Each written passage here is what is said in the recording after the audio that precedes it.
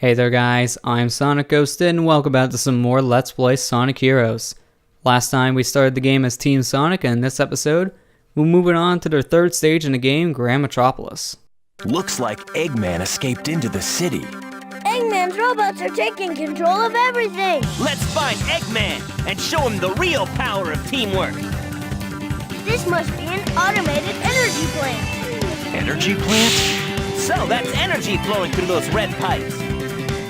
And this energy throwing through the pipes will actually propel you forward, as Knuckles is saying right now. Whenever possible, when you're running on these blue pathways, try to use the speed character, because this will propel you forward at breakneck speeds, so if you use the speed character, you can get the most out of it. Now this is our first instance of a homing attack chain. Basically just attack all the enemies around you with your homing attack in order to make it to the other side. Later on they will be doing that over bombless pits, so you do want to be very careful of that. So let's go ahead and push in the switch here first before we take care of the enemy. This will reveal a 5-ring capsule and then another level up for my speed character here, Sonic, so that's really helpful. Now I'm going to go ahead and level up Tails. I didn't mention this in the last episode, but during the first part of Seaside Hill they did talk about this. Whenever you go through a checkpoint, you'll get a level up for that character that went through the checkpoint. So if you have a teammate that needs to be leveled up, hit the checkpoint with them. So I wanted to level up my flight character, which is why I swapped over to Tails. But you notice I swapped over to Tails by swapping to the power character and then to the flight character. I like doing that a lot of times now because the thing is, whenever you just swap to the flight character from the speed character, sometimes you get thrown in the air, and not only do you lose all your speed by doing that, but sometimes it can throw you off the edge if you're not careful. So I like swapping to the power character and then the flight character to fix this issue, because the power character is the one that's on the ground with the flight character formation. So when you swap to the power character and then the flight character, it doesn't throw you. It's a guarantee, it's guaranteed safety basically. That's the one little thing about swapping to the flight character I don't really like. I'm not sure why it's like that, but that's the unfortunate case. But right here, Knuckles is now explaining one of the abilities here for a speed character, the Light Speed Dash. The Light Speed Dash here is a move returning from the Sonic Adventure series, and only Sonic and Shadow can do this, so only Team Sonic and Team Dark have this ability. Whenever you come up to a trail of rings, you want to go ahead and press the B button, then you collect all those rings at once in a trail. It's very useful, and then you actually have to do that at times to get over like Bombless Pits, for example, or to move on with our parts of the level. Whenever possible though, I would recommend you jump when trying to use the Light Speed Dash, because when you're using the Light Speed Dash on the ground, that can actually kill you if you're not careful, because sometimes the rings don't always get collected in a Light Speed Dash, but if you jump, that will guarantee you just going through the trail rings properly.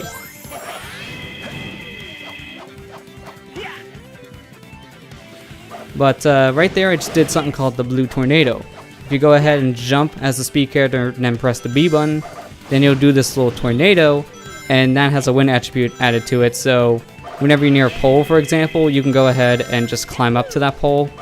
And if you have a level 3 speed character, you can also homing attack the pole.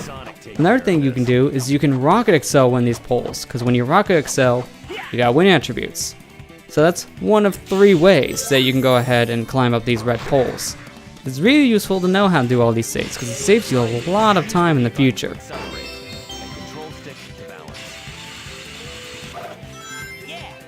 But we're grinding on rails. Grinding returns from Adventure 2. And grinding in this game is, I don't know, it's better and also worse than what it was in Adventure 2. I think the mechanic itself is better, but rail switching is not. I think rail switching in this game is a little finicky, and it can get you killed if you're not careful. When you have to jump between rail and rail, you actually have to hold the direction you want to go and then press the A button to jump. Problem is, sometimes it'll fling you off to the side, so I recommend if you're going to swap rails, don't hold down the B button. You hold down the B button for an extra boost of speed, but when you hold the B button and try to swap over to a different rail, sometimes that results in death. So I would recommend if you're doing that, just don't hold the B button and then swap rails. Another thing you can do is you can use the flight character when you're on a rail. You move slower, but at the same time, you can catch yourself if you're going to fall into a bottomless pit. I know a lot of people like doing that. I've done that in the past myself, and it does help, but I prefer using the power or the speed character on rails because of how much slower you move as the flight character. They move extremely slow on rails. But now we move on to our next level here, the power plant. The power plant does keep a lot of the same mechanics that we've seen in Grand Metropolis. We still see these blue pathways here that will make us run a lot faster on it. But we'll also be seeing these blue pathways now onto the walls, which will actually drag us upwards. And we need to use these things to actually make our way further into the level. Otherwise, we wouldn't be able to climb these walls normally. And this level here is actually a really good time to use your flight character. So try to level up your flight character as fast as you can in this one. The flight character gets so much use in this dang level because there is a lot of flying enemies in this one. So you want to make sure that you can level up your flight character as fast as you can to help deal with these guys. So right now, since my flight character here is level 1, Tails will do at least one thing of damage to these guys, but they'll also get stunned. So that's at least helpful, but I want to get him to level 2 as soon as I can, which apparently is now thanks to that random power core drop. And now I can go ahead and defeat enemies in one shot. I didn't mention that, but power cores are things that you'll see that be dropping out of enemies every once in a while. And it depends on what character you are or what they drop. They won't drop a core of a character you're playing as. So since I'm playing as Speed right now, they won't drop any Speed cores. So if I killed an enemy as a Speed character, they'll drop either a power or a flight core. And it's really important to know this because if you're trying to get a core for a certain character, you gotta make sure you're not playing as that character in order to get it. But these level up cores you want to grab whenever you can because they do give you points. They're worth 100 points by themselves, and if you already have a character that's level 3 when they pick it up, then that core is worth 500 points. You want to collect these level up cores whenever you can, even if you're fully leveled up. It'll help you get your A rank a lot faster. I actually see a lot of people just skip on getting a lot of these power cores when they're fully leveled up as a character. And that's not something I would recommend doing if you're trying to get the A rank, because the more power cores you collect, the better your score will be. Also, that target right there, as you saw me hit, that's pretty much just for an item. It can give you a couple different things, and give you a 1-up, team blast, some rings. So you want to go ahead and hit that whenever you can, just to see what you can get out of it. Alright, but we're on an elevator here, and our pathway is getting blocked by these enemies, so we need to go ahead and kill enemies whenever we see them. Make sure the elevator continues to move. Simple as that. And looks like we're done with the elevator already. Luckily, the elevator sections here aren't really that bad, so just have to be careful. But outside of that, it's not really that hard to deal with the elevator sections in my opinion. Let's go ahead and ride this sphere out of here. I do like that part of the level because you just see your character just zoom on through in a spin dash form. I always like that. It's always a nice little touch in my opinion. Alright, I want to go ahead and level up my speed character and be very careful here. Oh, I should have leveled up the flight character. I forgot that balloon was going to give you a speed core. I thought it was going to give me something else like rings. Completely forgot about that.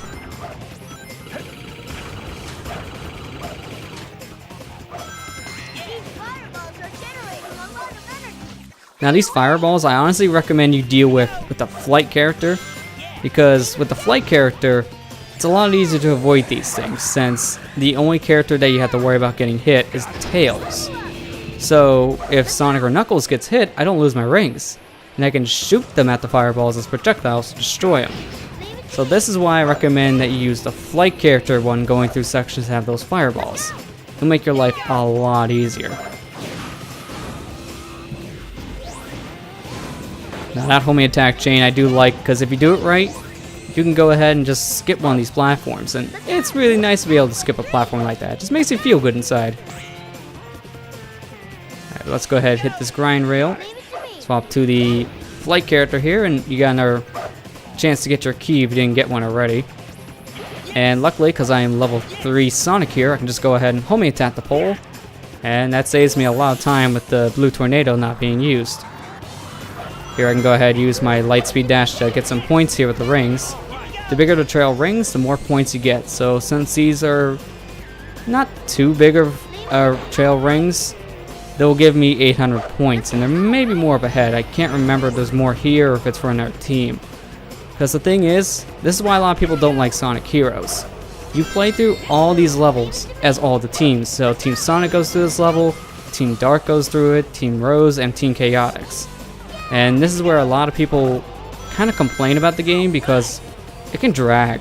This game can easily drag because you're doing 4 playthroughs just to get to the very end of the game. And I don't mind it as much because each team kind of does bring some new stuff to the table. So it doesn't bug me as much as other people. But at the same time, it is pretty much a definition of padding. So it is something that I can't agree with a lot of people in saying each team going through pretty much the same levels with just some minor alterations. It can get pretty stale fast, and that's why a lot of people just do a playthrough with one team and then call it from there. And I can understand why people do that. But for me, I do like Sonic Heroes as a whole. I like playing as all the teams. So I don't mind this as much as other people. It's always good to like every single team if you're going into this kind of game because each team going through the same level, it can drag for you after a while. So if you don't like these levels, or if you don't like a certain team, then this is not going to be that much fun for you. There we go. Had to kill that enemy there in order to get rid of that barrier. So we're being chased by lava here, so if we don't move, we're going to get killed by this lava. Luckily, because I have a shield, not going to be that big of a deal to deal with the lava right now, and we are already out of there. So with that, just hit our gold ring with a nice little rocket excel, because why not, right? And we are done. And that's more than enough for your A rank, so let's go ahead and get our next Chaos Emerald. I should talk about these Chaos Emeralds. These Chaos Emeralds you need to collect in order to 100% the game. In order to fully beat it, you need all these emeralds. Luckily though, you can collect all the emeralds with whatever team you want. There's only 7 in the game. So I'm just going to be collecting all the Chaos Emeralds with Team Sonic. It just is something I always done. I always like collecting them as Team Sonic, honestly. So that's why I'm doing this. You can collect these emeralds with any team that you want and it will not matter. So I can get this one with Team Sonic, then get the next emerald as, say, Team Rose. It would not matter. A lot of people like collecting these emeralds with Team Rose just because they have the shortest levels in the game. So it's a lot easier for people to manage with that team. Me personally, I just go for them with Team Sonic just because I'm already here, so why not grab the emerald while I'm here, right? Gotcha, my darling Sonic. Amy, what are you doing here? Sonic, this time there's no way out of marrying me. So Amy wants to fight us now because she wants to marry Sonic. Sounds about right. Sonic, give up. This time you're mine. So this is our first team battle here. Team battles are basically a joke in a sense. What we need to do is we need to get rid of every single team member in order to win. Best strategy to use? Blue Tornado. Just use the tornado move. It'll kill them extremely fast. 13 seconds is actually one of the fastest times I got with Team Sonic, so that's saying something. But with that all said, I'm actually going to go ahead and end the episode here. Next time on Let's Play Sonic Heroes, we'll be moving on to our next stage of the game, Casino Park. I'll see you guys next time.